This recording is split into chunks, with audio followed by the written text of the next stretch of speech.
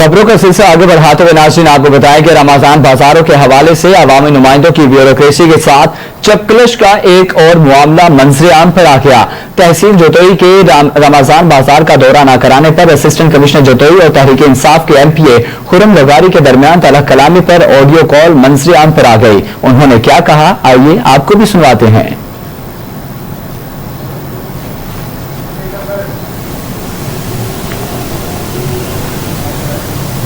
आपको आगाह करें कि रमजान बाजारों के हवाले से अवामी नुमाइंदों की ब्यूरोक्रेसी के साथ चपकलश का एक और मामला मंजर आम पर आ गया।